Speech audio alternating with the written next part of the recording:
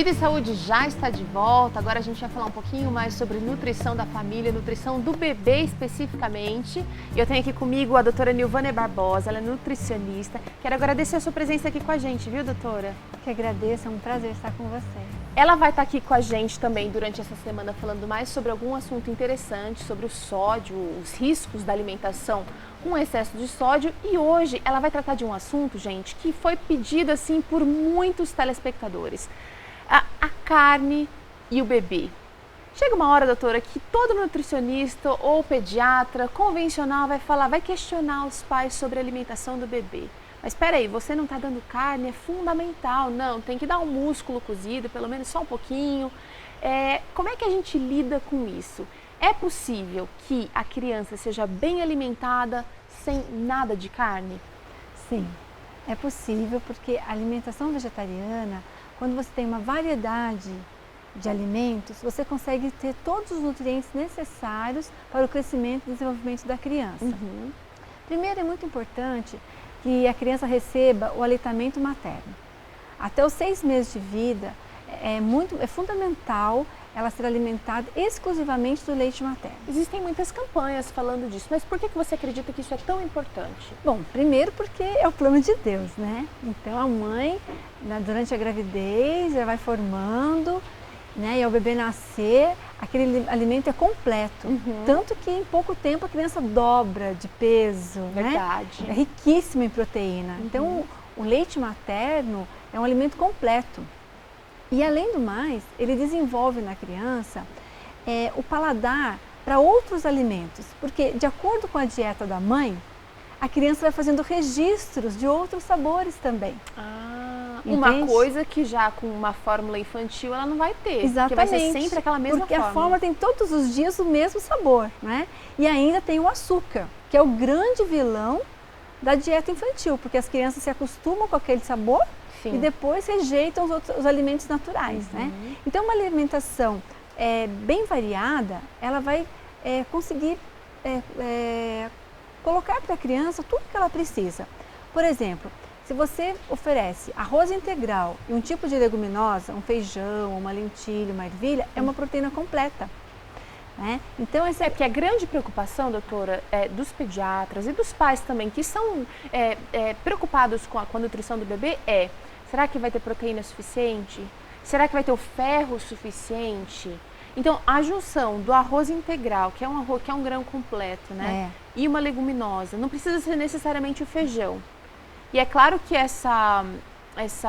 o oferecimento desse tipo de alimento, ele é progressivo, né, doutora? Sim, porque ao iniciar a alimentação do bebê, você vai iniciar com frutas, né? Oferecendo aquela variedade de frutas. E também você vai oferecer também uma banana amassada com aveia, você vai introduzindo o cereal aos poucos. O mel só deve ser introduzido após 1 ano de vida.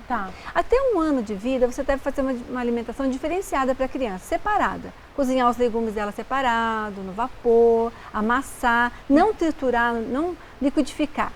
Porque isso também prejudica a dentição da criança. Então, deve ser oferecida ele amassado e não bem triturado. Tá bom. Então, e você pode ralar uma castanha, né? Você vai fazendo aquelas papas. Após 1 ano de idade, a dentição já está mais completa, você já pode oferecer um alimento mesmo da família. Agora, então você vai introduzindo aos poucos esses alimentos, né? E a criança então vai se adaptando. Mas deve oferecer uma alimentação bem variada, colorida para a criança, né? Não ficar só na mandioquinha, batata, mas oferecer brócolis, espinafre, né? Fazer realmente aquela alimentação variada. Porque o segredo está em você oferecer os 3 grupos de alimentos. Reguladores. Atenção, mamães, né? Papais aí de plantão. Aí. Reguladores, que são as frutas, né? As verduras, os legumes. São riquíssimos em fibra, então a criança não vai ter problema com o funcionamento intestinal. O cereal integral, o arroz bem cozido, né? Esse entra em outro grupo. É o grupo dos energéticos, né? Os cereais são os energéticos. E os construtores são as proteínas, né? Que são os tijolinhos que vão fazer o desenvolvimento da criança. Uma criança em desenvolvimento, ela necessita de 1,2, 1,5 gramas de proteína por quilo de peso. Por dia? Por dia. Só que é fácil você conseguir isso nessa alimentação. entendeu? Não tem problema. Algum item, assim, você citou, por exemplo, a castanha raladinha. É uma coisa que talvez alguns pais não tenham pensado. Existe restrição ou existe algum item também que eu deva incluir na dieta nessa fase da criança para que ela não tenha deficiência de proteína? Ou simplesmente, por exemplo, mora numa região que é difícil castanha, de qualquer tipo, ela é cara, não tenho acesso. Só o arroz e o feijão, ou o arroz de uma leguminosa, o arroz de uma lentilha, por exemplo, é o suficiente, Sim, doutora? é o suficiente. Porque as castanhas, ela faz parte do grupo dos construtores. Tá. Mas a azeitona faz parte do grupo dos construtores, o abacate, não é? Esse mito de usar abacate com açúcar. Então você perde os benefícios do abacate, né? Então, você pode usar ele na salada, amassadinho.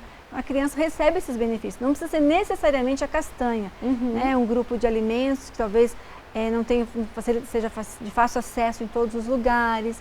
O preço também pode ser, né, um pouco mais alto. Então você pode ter um equilíbrio com outros tipos de alimentos.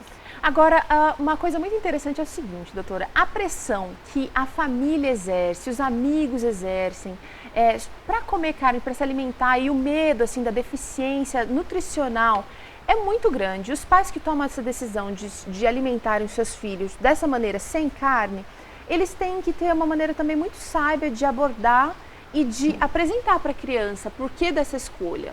Você tem alguma dica, você tem alguma coisa que possa mostrar para a gente uma maneira sábia de fazer isso? Olha, eu tive uma experiência, né, em relação a isso. Mas a primeira dica que eu quero deixar com os pais é o seguinte. Primeiro que os pais devem, ao querer que os filhos se alimentem saudavelmente, eles têm que se alimentar também. Claro. Os pais têm que dar o exemplo, né? Então, ensinar também um pouco de fisiologia para a criança, sabe? Mesmo a criança vai crescendo, você já pode ensinar alguma coisa para ela, como funciona o organismo e que não é natural o comer carne, né? Deus não, essa não foi uma dieta original, não é o plano né? de Deus, né? Para nós, né? Fisiologicamente não somos adaptados para isso. Então, a minha experiência foi o seguinte, meu filho, quando nasceu eu já era vegetariana, e o pediatra quis me convencer a dar carne para ele, né? E eu não aceitei, não quis, continuei com o meu ritmo. Ele disse que o bebê estava ótimo, estava saudável, então eu fiquei segura e continuei. E conversando com uma pessoa muito querida, ele me disse o seguinte, olha, quando você leve seu filho num sítio, na natureza, e mostre para ele como que a galinha fica com seus pintinhos, né? Ali, cuidando, e eles perto da mamãe. Mostre para ele como a vaquinha e o bezerrinho estão juntos, ela amamentando. E você vai desenvolver na criança aquele amor pelo animal. Porque, como eu disse, não é natural comer carne. Você tem que matar, sacrificar para alimentar o seu paladar, né? E a criança foi desenvolvendo, meu filho foi desenvolvendo esse amor pelos animais. A ponto... Que é natural das crianças. Que é natural. A ponto de quando ele passava perto de um açougue e ele via ali os animais, ele chorava. Porque o bezerrinho estava sem a mamãe dele, né? Então, é um ato de crueldade mesmo. Então, as crianças, para ser uma criança amorosa, uma criança calma, tranquila, a alimentação vegetariana é ideal para isso. E é interessante que a tática que a doutora Nilvânia usou, ela é muito eficaz porque você não está proibindo, você não está restringindo a dieta da criança de uma maneira cega. Você está ensinando a criança a fazer escolhas também. Gente, então olha só. A doutora Nilvânia está aqui, ela veio aqui falar de um assunto muito assim recorrente, a falta da vitamina B12, a preocupação dos pais com a alimentação, dos bebês. É possível sim, ela apresentou aqui inúmeras alternativas para você que escolheu essa alimentação saudável, sábia, inteligente para o seu filho. O importante é você ter a variedade, ela já citou aqui, a variedade, um prato bem colorido, um prato bem variado durante toda a semana. E você tem que dar o exemplo para o seu filho, a gente sempre fala aqui no Vida e Saúde. Se você faz escolhas sábias, os seus filhos vão observar, mesmo que você não fale muito sobre essas escolhas. Doutora, obrigada por estar aqui com a gente. Ela vai voltar durante essa semana, vai falar um pouquinho sobre os riscos da alimentação com excesso de sódio. Não perca, porque está assim, recheado de informações importantes e dicas para você melhorar a sua dieta aí em casa também. Obrigada, viu, doutora? Vida e Saúde vai ficando por aqui. Obrigada pela sua companhia, espero que você tenha aprendido junto comigo. Amanhã a gente vai falar um pouquinho mais sobre primeiros socorros, vamos falar sobre perfuração, o que você deve fazer no caso desse acidente, vamos falar também sobre personalidade e tem receita no Vida e Saúde, amanhã você vai aprender sucos de vegetais. É isso aí, Vida e Saúde vai ficando por aqui, eu espero você amanhã às 4h30 da tarde ou num dos horários da reprise, 11h30 da manhã ou 1h da manhã. Tchauzinho, até lá!